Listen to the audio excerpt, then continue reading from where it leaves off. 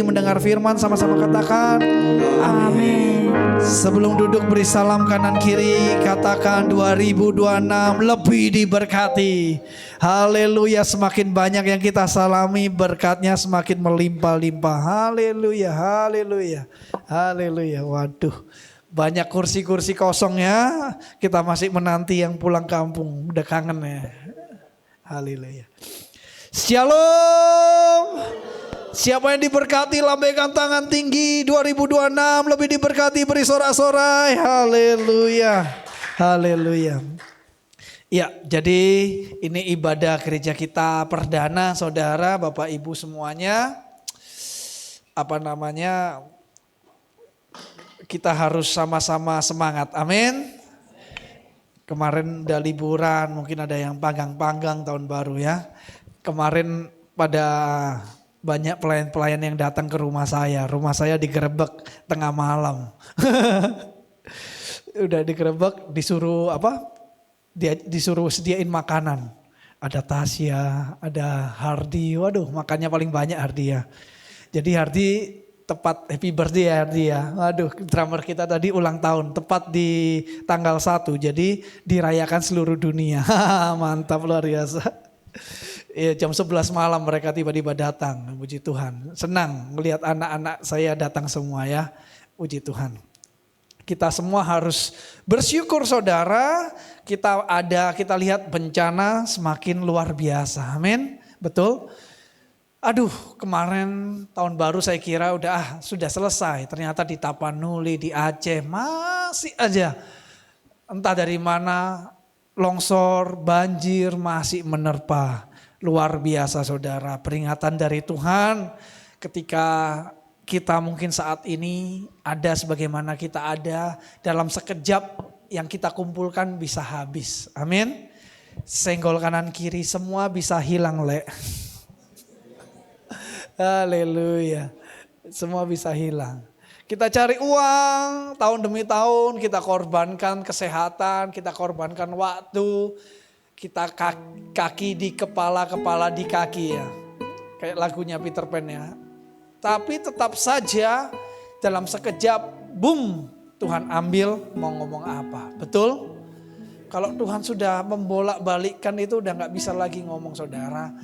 Yang ada saya lihat di video, bapak-bapak yang mungkin selama ini gak tahu ya. Banyak yang gak beribadah tiba-tiba menangis saya melihat. Tuhan tolong, kenapa Tuhan? Tuhan ampuni kami Tuhan. Kalau udah bencana gitu udah bisanya minta ampun. Udah terlambat, itu namanya Tuhan sudah berpaling, amin. Ketika Tuhan sudah berpaling saudara, Tuhan itu adalah Tuhan yang penuh kasih dan kesempatan. Tetapi kesempatan itu ketika kita lewatkan dan Tuhan sudah berpaling, sudah saudara, andalkan saja kekuatan sendiri, selesaikan masalah sendiri. Betul? Selagi Tuhan masih melihat, masih ada belas kasihan atas kita, pergunakan dengan baik. Amin. Ketika Sodom dan Gomora, bahkan istri Lot pun gak boleh menoleh pun gak boleh. Bayangkan, menoleh dengan belas kasihan tuh gak boleh sama Tuhan. Keluarga Lot hanya diperintahkan engkau pergi dari situ, engkau diselamatkan. Jangan lihat, mungkin istri Lot melihat ada tetangganya yang baik hati. Mungkin dia ngelihat ada sesuatu yang tersisa hartanya mungkin. Mungkin dia melihat kota, bagaimana dia melahirkan anak-anaknya mungkin. Kota yang penuh kenangan terbakar, bahkan melihat pun gak boleh. Maka dari itu kalau kita nanti belajar di SOM, tahun ini saya mau adakan kelas SOM lagi, sekolah orientasi melayani. Saudara semua boleh ikut, basic-basic kekristenan harus ada. Kedatangan Tuhan Yesus pertama di Natal kemarin yang baru kita peringati adalah sebagai Tuhan yang mengasihi kita. Amin. Jangan salah, kedatangan Tuhan yang berikutnya, Tuhan akan datang sebagai hakim. Hakim tidak ada kata ampun. Amin. Senggol kanan kiri, gak ada kata ampun. Detik ini, menit ini, tahun ini kita masih ada di zaman anugerah, kasih karunia. Pergunakan dengan baik. 2026 baru beberapa hari kita lewati. Saya gak kepingin jemaat di sini jemaat pohon Natal, nggak ada ya. Tengok kanan kiri bilang, kau bukan jemaat pohon Natal kan?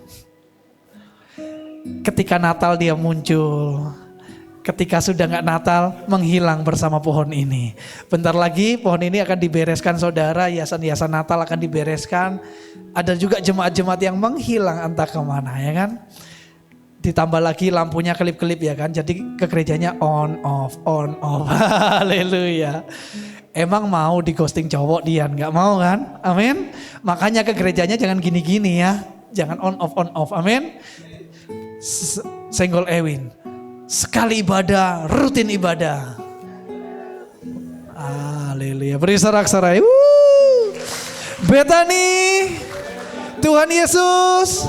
Medan, beri sorak-sorai yang dahsyat. Haleluya. Masih tanggal muda, saya yakin dan percaya meskipun habis tahun baru, THR-nya masih tersisa. Amin. Oke, siang siapa yang mau ngajak saya makan? Langsung lemas semua ya. Haleluya. Waduh, gawat ini ya. Makanya saya tuh minder saudara. Kalau jumpa gembala-gembala yang lain kok gemuk-gemuk semua, kok saya kurus. Oh, bukan salah istri saya, bukan salah saya, salah jemaatnya. Senggol kanan kiri, salahmu ini Le. Cairkanlah bakso saat semangkok gitu. Haleluya. Jadi saudara kita buka sama-sama Roma pasal, PowerPoint aja udah saya siapkan di PowerPoint. Hari ini saya akan buka dengan firman Tuhan, baca sama-sama dengan kuat. 2, 3. Pegang dadanya, pukul yang kuat, hidupku berkenan. 2, 3. Amin. Next.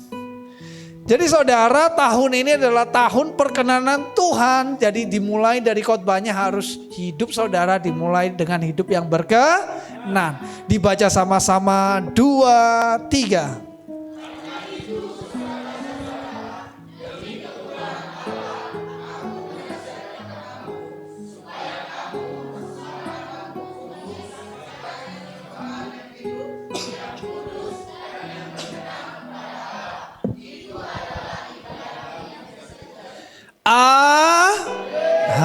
Haleluya, pinter. Jadi saudara, karena demi kemurahan Allah aku menasihatkan kamu supaya mempersembahkan tubuhmu yang hidup. Bukan yang mau Banyak orang bertobat mau mati. Ayo. Nah, kan? Banyak orang Kristen, kita sering pelayanan, kita ada tim WeCare, kita keliling rumah sakit, kita doa, Pak. Udah stroke gini mulutnya. Orangnya gak di sini jadi boleh ngomong ya. Udah gini, Pak doakan saya Pak. Kenapa Pak? Gitu-gitu dia. Kenapa? Oh iya kita doakan ya Pak. Ya iya Pak, aku janji Pak. Kalau nanti aku sembuh, aku mau melayani. Apakah ini persembahan terbaik untuk Tuhan? Mulutnya udah gini. Kalaupun melayani di gereja saya bingung mau ditempatkan di mana, betul? Suruh jadi asyir. Halo. Gak mungkin kan, nanti keluarganya tersinggung.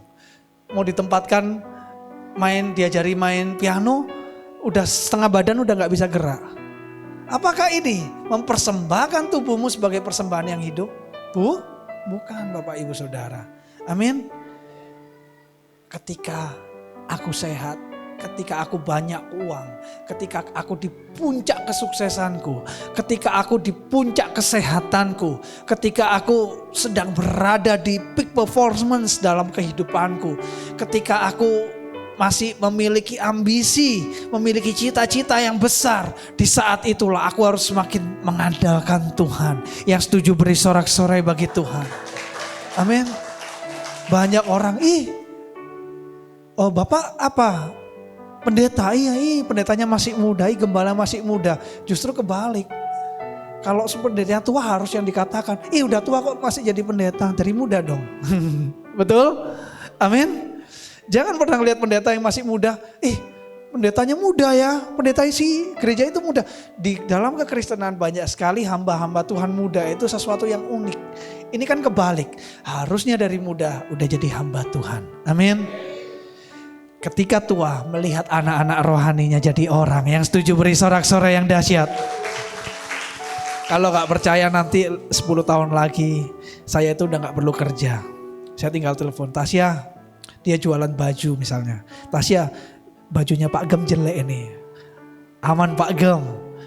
Ini Pak Gem, bentar lagi ya udah ku orderkan Gojek. Waduh, enak kali lah kalau hidup gitu, amin. Lagi lapar, kita telepon lagi si Sandri. Sandri, lapar nih San. Itu mie pansit kok enak ya yang dekat rumahmu. Oke Pak Gem, ini ku kirimkan ya. Aku pesankan dari GrabFood. Kan enak gitu, amin. Jadi impian terbesar, cita-cita terbesar adalah punya anak-anak rohani yang sukses, amin. Yang paling, ini dengar baik-baik anak-anak muda tempat ini, yang paling kepingin kamu sukses itu ada 3 orang. Bapak, mama, dan bapak ibu gembala. Amin.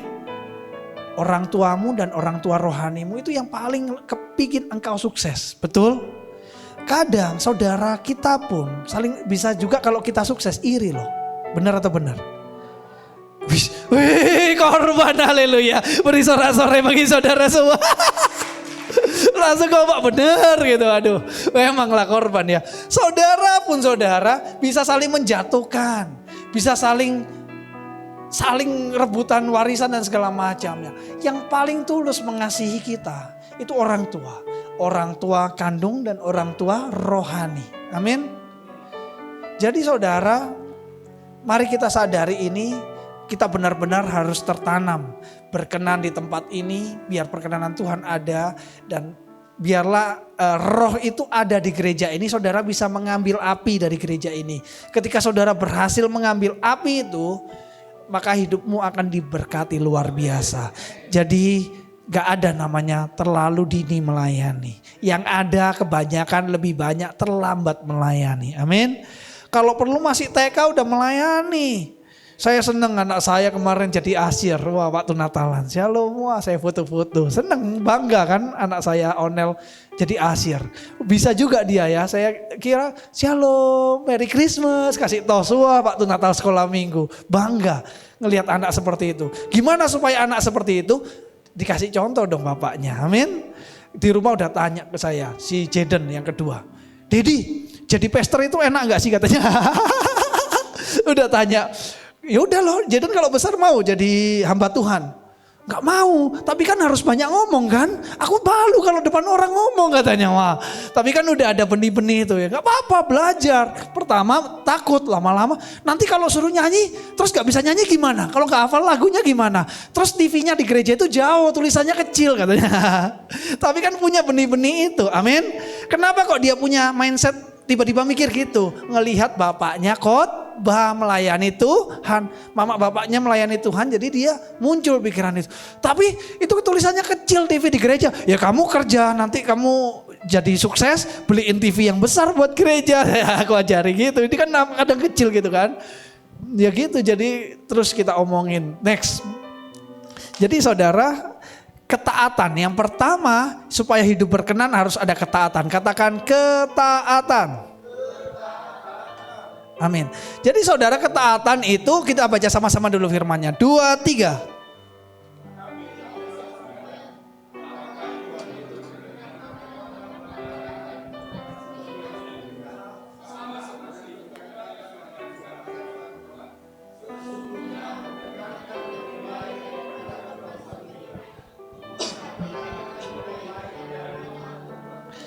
Amin. Jadi saudara, Raja Saul itu memberi korban. Ini yang bikin perkenanan Tuhan hilang dari Raja Saul. Kita belajar sama-sama. Dia tuh ngasih korban. Korbannya korban yang terbaik untuk Tuhan, tetapi gak taat. Tuhan ngomong, diwakili oleh nabinya, tunggu saya. Nabinya bilang seperti itu, tetapi Saul tetap membakar korban itu sendiri. Jadi saudara, kita belajar sama-sama. Tuhan senang ketika saudara mau berkorban untuk rumah Tuhan. Ketika saudara mau memberi sesama. Ketika memberi uang untuk Tuhan, untuk pekerjaan Tuhan. Tuhan senang. Tetapi lebih daripada itu, korban terbaik adalah ketaatanmu. Amin. Senggol kanan kiri, ketaatan lebih besar dari korban. Amin. Kita belajar sama-sama saudara. Istri yang taat itu lebih berharga dari emas dan perak. Pastilah kalau istri kita taat gitu kan, setia taat, kita punya suami juga punya suami yang setia gitu. Langsung tiap hari pantun. Ikan hiu melayang-layang katanya. I love you sayang. Haleluya. Jadi kita belajar, anak saya nggak tahu dari YouTube kan, tiba-tiba di rumah teriak-teriak, ikan hiu melayang-layang. I love you sayang. Wah, kaget saya. YouTube luar biasa ya. Raja Saul memberi korban, tetapi nggak taat. Dan Tuhan marah. Kesalahannya simpel karena nggak taat. Ketaatan lebih besar dari kuantitas. Memberi persembahan besar, baik, dahsyat, luar biasa. Memberi persembahan sebagai korban yang terbaik, memberikan buah sulung, itu menyenangkan hati Tuhan. Tetapi tanpa disertai ketaatan, itu sia-sia. Amin. Jadilah pribadi yang taat. Sumatera Utara ini, saya ini kan bukan asli dari sini ya, saya dari Jawa. Saya merantau ke sini, saya melihat orang Sumatera Utara ini orangnya hebat-hebat, punya karakter kepemimpinan, punya karakter yang vokal, kritis, berani ngomong, berani mengungkapkan isi hati. Mungkin terbiasa dari kecil udah mandok hata ya semalam. Jadi itu udah terbawa, makanya pengacara itu yang terhebat pasti orang Medan, ya kan? Orang Sumatera Utara, udah pasti gak ada lawan itu. Itu kita udah diakui di seluruh penjuru Indonesia. Tetapi ada satu hal yang harus ditambahkan di hati saudara kita semua di Sumatera Utara, ketaatan. Amin. Begitu banyak perpecahan juga gereja terjadi di Sumatera Utara. Begitu banyak organisasi-organisasi yang nggak tahu, kadang nggak jelas. Ini pecah ini di Sumatera Utara. Kenapa itu semua terjadi? Karena tidak ada ketaatan. Mari yang pertama, miliki ketaatan. Kalau kita punya ketaatan, makanya saya rindu, saya ini melayani, saya ini udah kayak kota saya sendiri. Saya udah ngerasa orang Sumatera Utara sekarang, kok penyanyi hebat, pengkhotbah hebat, gereja hebat, kok selalu dari Jawa sih? Coba saya mau tanya, penyanyi rohani yang viral yang dari Sumatera Utara siapa? Padahal suaranya jago, amin. Enak-enak semua. Kenapa gak bisa melahirkan satu aja? Yang benar-benar diproduksi dan dia benar-benar melayani dia domisili di Sumatera Utara dan dia bisa ngangkat Sumatera Utara. Gak ada. Hampir gak ada. Ada orang kita Batak yang tapi tinggalnya di Jakarta, dia udah stay di sana, dia berkarir dalam album-album rohani di sana. Itu ada, banyak. Tapi enggak dari Sumatera Utara. Padahal Sumatera Utara jumlah Kristennya itu banyak. Di kota ini saya baru lihat survei 24% tuh Kristen Katolik saudara. Kalau di Jawa sana enggak ada yang nyampe 10%. Kenapa kok bisa seperti itu? Karena kita semua terpecah-pecah. Enggak ada ketaatan. Amin. Kita semua saling menjatuhkan, gereja saling menjatuhkan, capek kayak gini ya kan. Akhirnya apa? Enggak jadi apa-apa.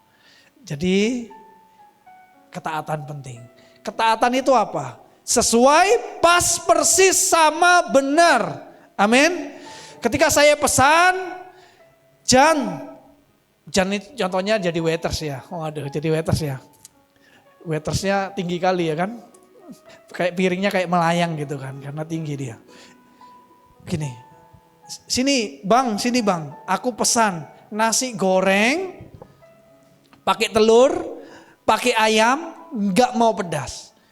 Ketika Jan menyediakan atau salah order, nasi gorengnya nggak pakai ayam, pakai telur, tapi dikasih pedas, saya bisa marah. Amin.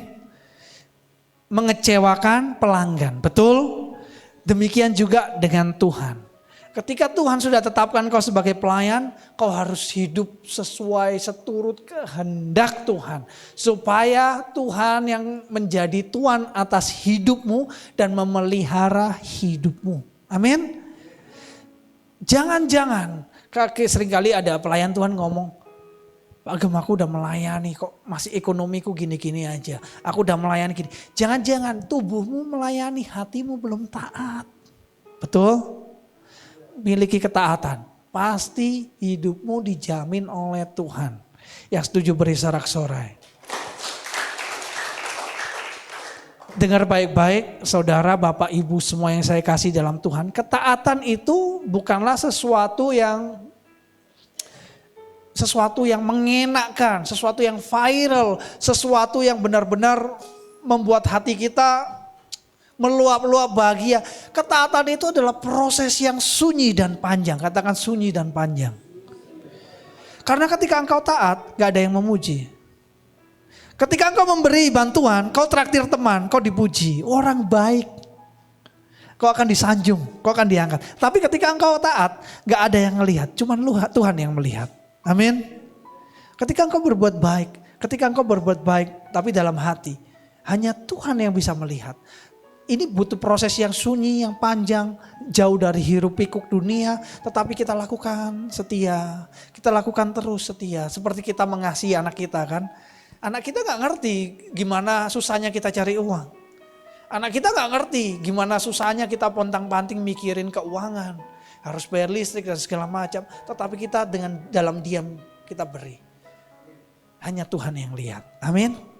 Jadi saudara, kalau kita mau jadi pribadi yang taat, kita bisa berkata, ini jalan ninjaku. Haleluya. Jadi ini adalah proses yang gak familiar. Proses yang gak banyak orang mau. Orang mau viral, orang mau diucapkan terima kasih, orang mau dilihat, orang mau dipuji, diberikan tepuk tangan, diberikan sorak-sorai. Itu seperti nikotin. Itu yang bikin kita candu. Pujian, tepuk tangan, kadang makanya orang taat ini biasanya dilupakan. Ketaatan ini biasanya dilupakan orang. Karena udah kecanduan dengan pujian-pujian dunia. Tetapi saudara di 2026 pilih ini. Amin. Pilih ini. Gak usah dilihat orang. Gak usah dilihat dunia. Gak usah viral. Gereja kita gak usah hebat gimana. Gak usah membuktikan pemain musik. Gak usah dilihat kamu jago main. Skillmu hebat sehebat apapun. Aransemenmu sehebat apa. Gak usah. Yang penting setiap melayani, taat, tepat waktu, beri yang terbaik. Tuhan yang lihat. Amin. Yang setuju beri sorak-sorai. 2026. Biar urusan kita sama Tuhan. Pelayanan ini gak urusan sama dunia luar. Urusan kita sama Tuhan. Next. Yang pertama ketaatan. 2, miliki tujuan hidup jelas. Katakan tujuan hidup jelas. Kadang kita udah berumur pun. Maaf ya bapak-bapak yang udah 50 mungkin 60, ketika ditanya, Bapak kan udah 50 tahun, udah 60 tahun, udah 70 tahun. Jadi apa tujuan hidup Bapak? Bingung loh jawabnya. Ayo. Betul atau betul? Tujuan hidup Bapak apa? Apa ya? Ya punya anak, yang besarin cucu, sekarang main sama cucu segala macam. Mengambang, gak tahu yang jelas. Coba dibaca sama-sama. 2, 3.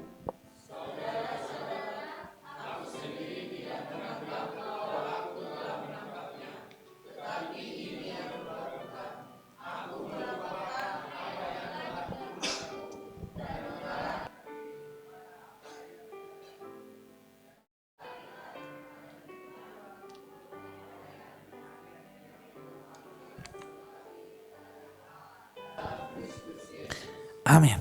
Jadi saudara, inilah tujuan kita jadi anak Tuhan. Terserah saudara mau masuk kanan keluar kiri, saya tahu. Saya dulu pernah ngalamin ke gereja cuma Natalan, gak benar-benar punya hati di gereja, gak benar-benar tahu Tuhan itu apa. Hidup saya jadi gitu-gitu aja, diajak kawan mabuk, diajak kawan kesini. Dulu zaman saya masih muda gitu saudara. Diajak dugem, sekarang pun juga sering dugem sini ya, namanya duduk bareng gembala. Wah keren ya, setiap sebulan 2 bulan sekali di sini di youth kita ada namanya dugem, duduk bareng gembala. Jadi kita duduk ngobrol-ngobrol. Ya saudara, kita belajar sama-sama saudara, apakah tujuan hidup kita? Ini tadi, kita berlari pada tujuan panggilan sorgawi dari Allah dalam Kristus Yesus. Amin.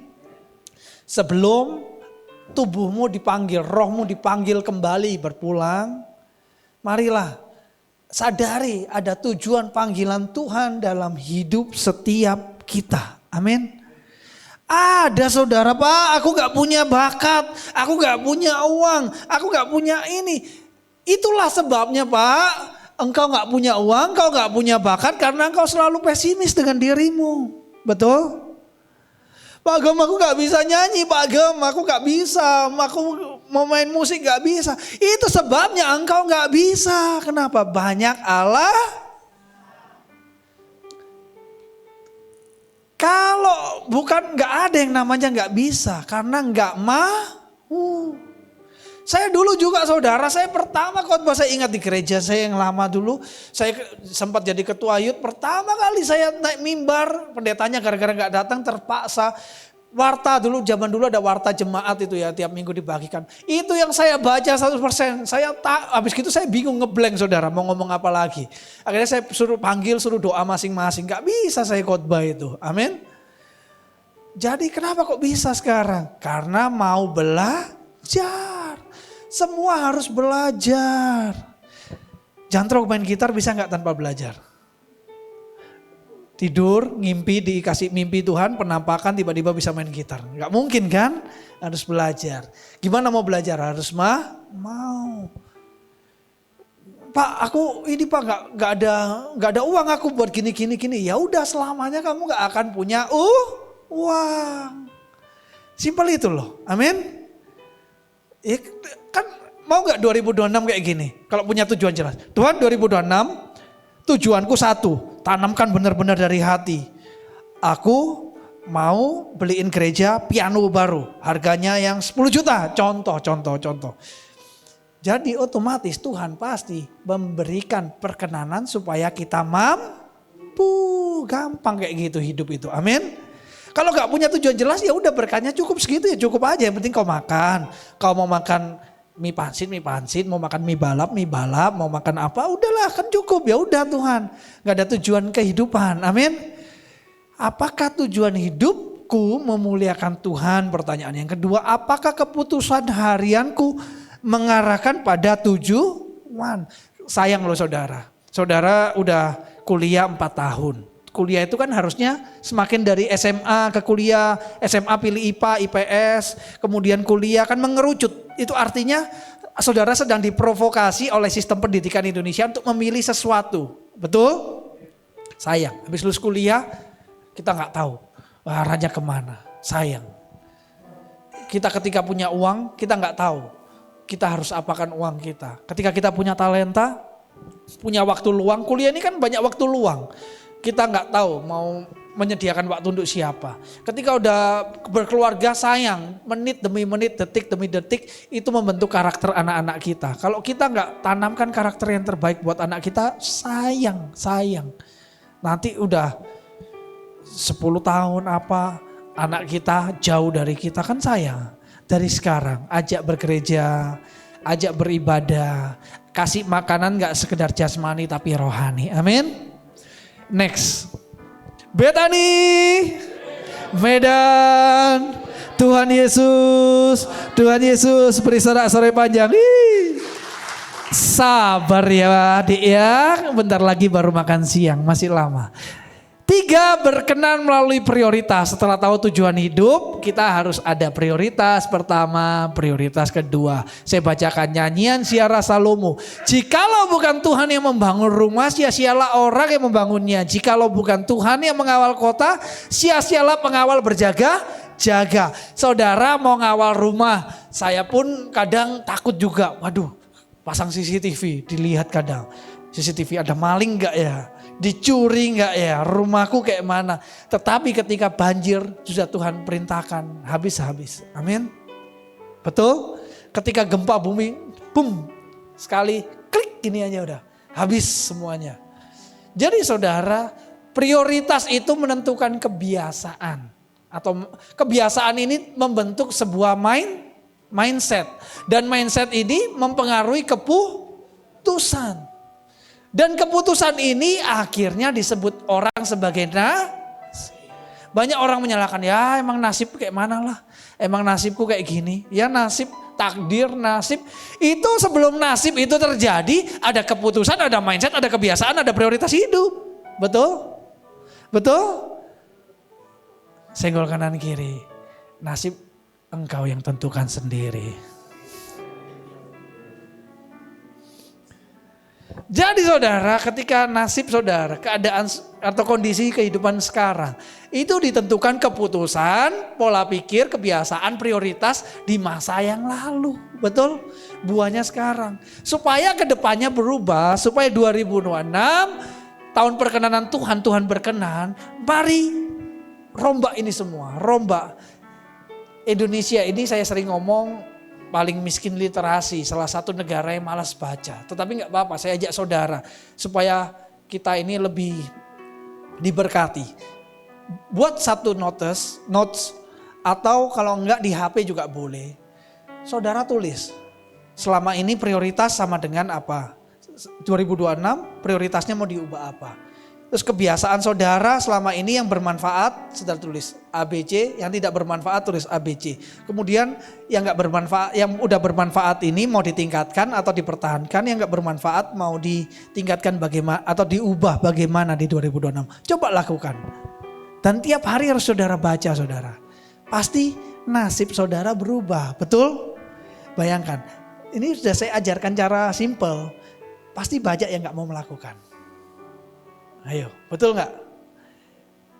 Besok pasti banyak yang nggak mau melakukan. Minggu depan pasti banyak yang nggak mau melakukan. Terus tahun depan ngomong, Pak Agem kok aku gini-gini aja.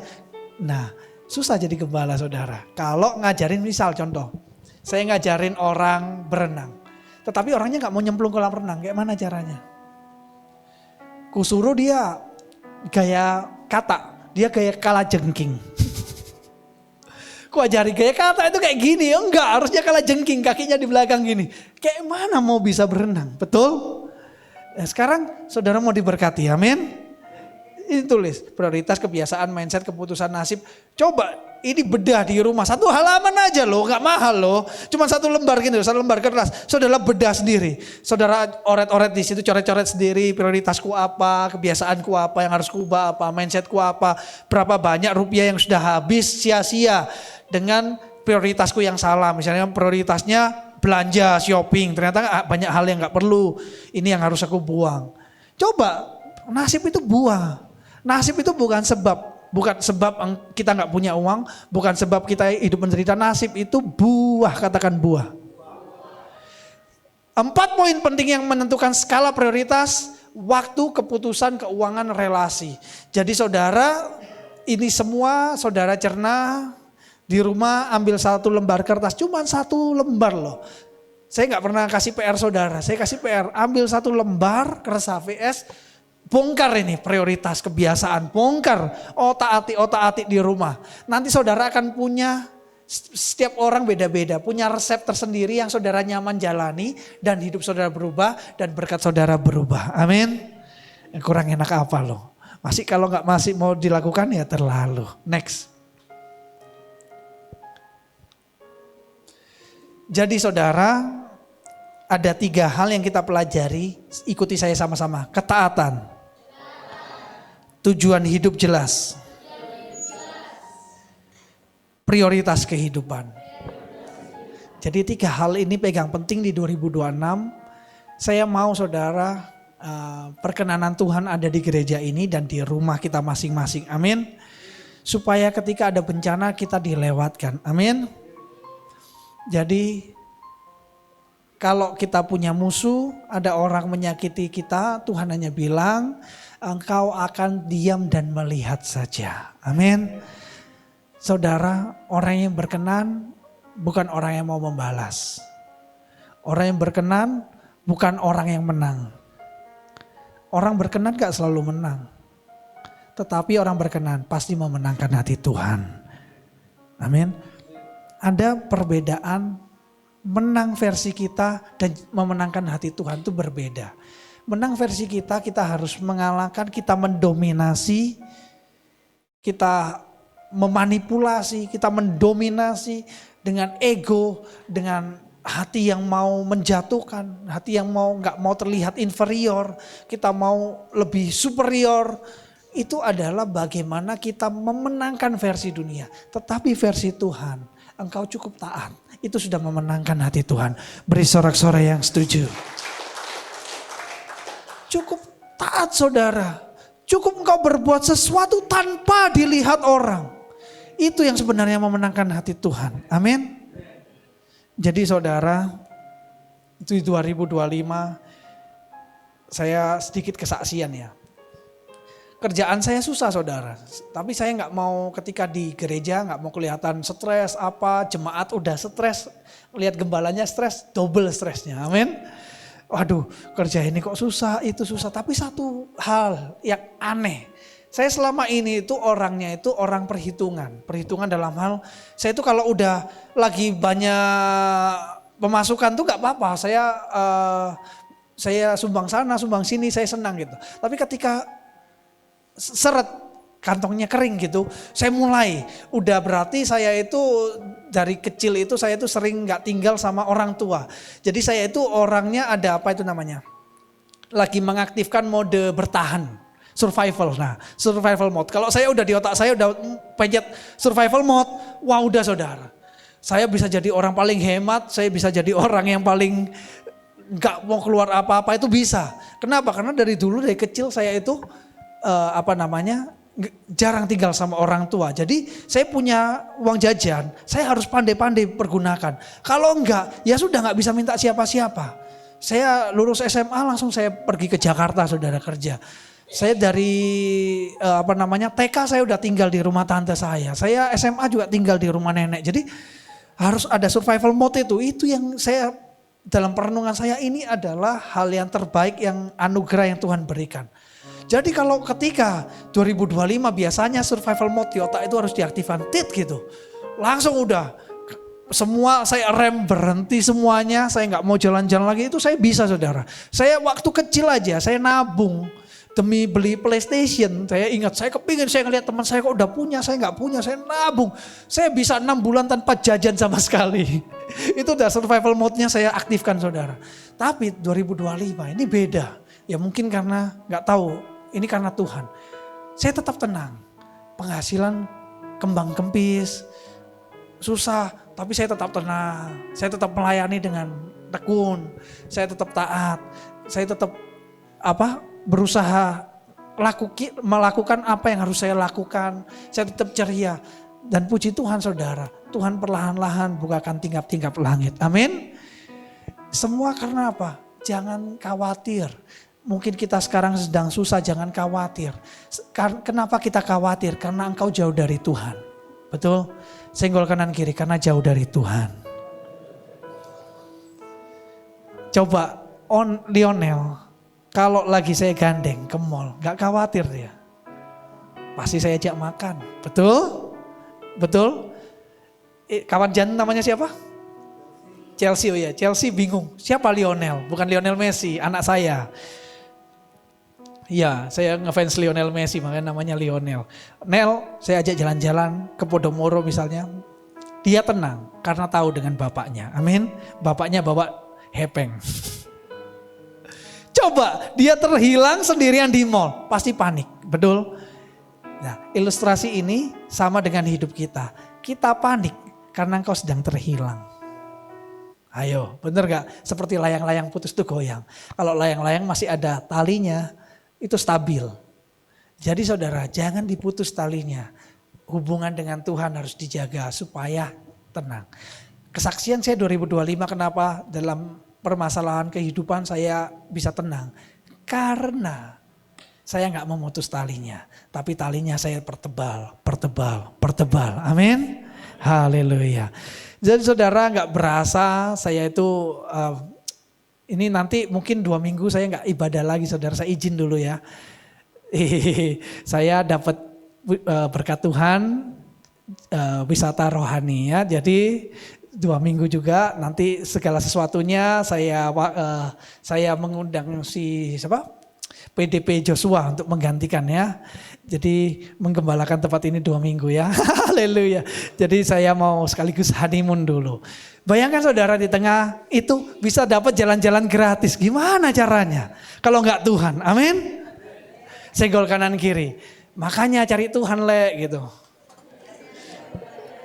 Supaya nanti bisa healing gratis. Iya loh. Saya geleng-geleng kepala. Gara-gara sering sharing firman, sering baca firman, setiap pagi buat renungan. Besok saya akan ngelihat yang baru-baru kita baca ini. Haleluya teman-teman. Aduh Tuhan baik loh, Tuhan baik. Amin. Terus di akhir tahun ini ada lagi kerjaan baru, Tuhan bukakan tikap jalan lagi. Saya pun sampai, waduh itulah amazing grace ya. Saya thank you Jesus gitulah. Pokoknya 2025 itu saya nggak panik karena tahu siapa yang ada menggandeng saya. Amin. Kita akan panik kalau nggak tahu siapa yang gandeng saya. Yuk deklarasi iman kita baca dengan kuat. Angkanya juga dibaca ya. 1 gitu ya. Ketika saya ngomong deklarasi iman 2026. Saudara baca 3 poin ini. Deklarasi iman 2026. 1. Aku mendirikan meski tidak mudah. 2. Aku hidup dengan tujuan ilahi, bukan sekedar ambisi. 3. Aku menatap prioritas dengan Tuhan di tempat pertama. Beri sorak-sorai. Di foto ini udah janji di awal tahun ya. Taat supaya engkau berkenan. Amin. Pokoknya taat aja. Udah hidupmu modalnya modal taat aja. Ini salah satu kelebihan orang Kristen di Jawa. Orang Kristen di Jawa saya ngomong. Orang Kristen di Jawa itu jarang yang bisa khotbah. Mereka ngomong terbata-bata. Mereka malu tampil di depan umum, orang Jawa itu malu. Saya kan orang Surabaya ya. Orang Surabaya itu malu, orang Jawa. Tapi kenapa banyak pendeta besar lahir dari Surabaya? Siapa aja itu? Pendiri Betani, Pak Alex Abraham Tanu Saputra, Pak Niko Nyotora Harjo, ada Pak Philip Mantova, ada siapa lagi? Pak Stephen Tong. Semuanya dari Surabaya, saudara. Kenapa kok bisa? Karena orang Jawa itu satu kelebihannya, taat. Amin. Amin. Orang Medan, bakat saudara itu besar. Bakat nyanyi, bakat khotbah, ininya udah beda sama orang Jawa. Tapi kenapa kok susah apanya? Kurang taat. Amin. Coba belajar, kan yang positif diterima, tetap dipertahankan, yang negatif dibuang, betul kan? Itu namanya bijaksana kan? Jangan ego, orang sini suka ego kesukuannya tinggi. Betul? Jadi buang yang jelek-jelek. Kita semua sama di mata Tuhan. Amin. Kita fokus pada kelebihan kita buang yang negatif, kita ambil punya orang yang baik-baik, kita tambahkan. Jadi saudara, tata prioritas dengan baik. Next. Saya undang tim musik untuk ke depan. Haleluya. Jadi saudara, kesimpulannya adalah bagaimana hidup saudara saat ini. Yang kedua, why? Kenapa masih ada di posisi yang seperti saat ini? Yang ketiga, what? Apa langkah awal agar hidup saudara berkenan di tahun 2026? Ini semua jawaban ada di hati saudara masing-masing. Saudara bisa jawab mengapa, bagaimana, kenapa, apa sebabnya, mengapa bisa demikian, bagaimana ini terjadi. Mari kita yang jelek kita buang, yang baik kita tingkatkan. Saya undang juga para diaken untuk mempersiapkan perjamuan kudus. Mari kita naikkan pujian.